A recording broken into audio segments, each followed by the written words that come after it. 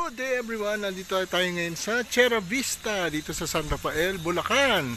Ito po ay makikita natin ang isang sample unit ng Crisa. So ayan po, no. Tingnan po natin isang typical inner unit. So maganda po dito, meron pa siyang space sa harap. Dito po ang property line niya, no. So ito po yung pinaka property line niya. Tapos dito naman po sa kapila, dito. So maganda lang po dyan, pwede naman po mag-extend, pwede maglagay ng balcony, katulad po ng kapitbahay natin doon. Yan po, naglagay na siya ng balcony and gate. At ang maganda po dito, kasya naman talagang sasakyan. Sukat po yan, meron tayong video na gano'n, no, na merong sasakyan. Tapos ito po, may steps po tayo dito. At ayan. So mga more or less, mga 8 to 10 steps po yan bago makarating doon sa pinto. So ito na po siya, may vinyl na po yan. Vinyl na flooring, no? Ayan, ang ganda, no? Tapos, maluwag siya, spacious siya. Pwede po doon ng dining or counter bar. Tapos dito ang living area. Meron pa nga space dito, no? So, pwedeng dito rin yung dining, pwede rin dito yung living, and pwede rin doon yung bar nga. So, ganyan po siya. Ang typical unit po na turnover ganito, meron ng mga nakaabang na mga bukilya na tinatawag na paglalagyan ng bumbilya. Tapos, slab na po yan. So, yan po yung ating pinto. May outlet na. Diba? May mga switches, of course, bintana, enhanced steel casement po yan. Tapos ito po yung mga ibang outlets pa. Maluwag po siya, very spacious. Tapos maganda po dito, kasama na po yung kitchen sink and faucet and countertop. Sa baba po, pwede natin lagyan ng pintunan ng yan, tsaka frame para sa mga cabinets. Tapos dito po tayo, punta po tayo sa toilet and bath. Ayan, wow, naka-plastic pa, no? Talagang bagong-bago, no? Pag tinurnover. Yan po siyang toilet bowl natin. Dito po yung shower area. Very efficient po, no? Parang Singapore style, Japan style, no? So, ayan po yung ating lababo.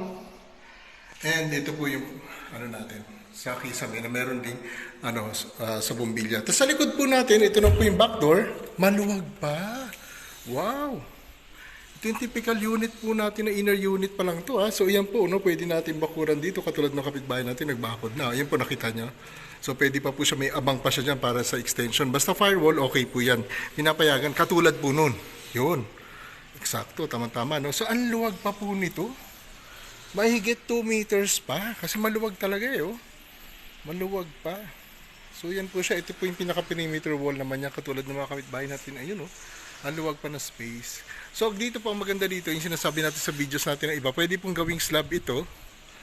Firewall ka dyan. So, isa pang kwarto po yan, tsaka toilet and bath sa taas. Pwede pa talaga. Tapos sa baba po, yung service area, or yung nakagawian na sinasabing dirty kitchen. So, yan po ang ating drainage. Ayan po, no? Kompleto na po siya. And, akit po tayo sa taas. Yan po. So, ito po ay solid concrete and steel. May vinyl na rin yan. So, ito po sa taas ay may vinyl na rin na flooring. So, brown sa kwarto, white dito sa baba. So, ito po yung typical natin, room. Meron na po siyang partition, may ceiling na rin. So maluwag po siya, kasyang double deck, kasyang queen size bed naman, or dito, no? Kasya pa, maluwag pa naman kasi. And pwede pa tayo maglagay ng cabinet dyan or working area. Yung online natin, tama-tama, no? Tapos dito po sa kabila, yung other room, spacious din. Again, pwede rin ng queen size bed or double deck. Kasi very ideal din to sa rental. Lalong-lalo na po at malapit na.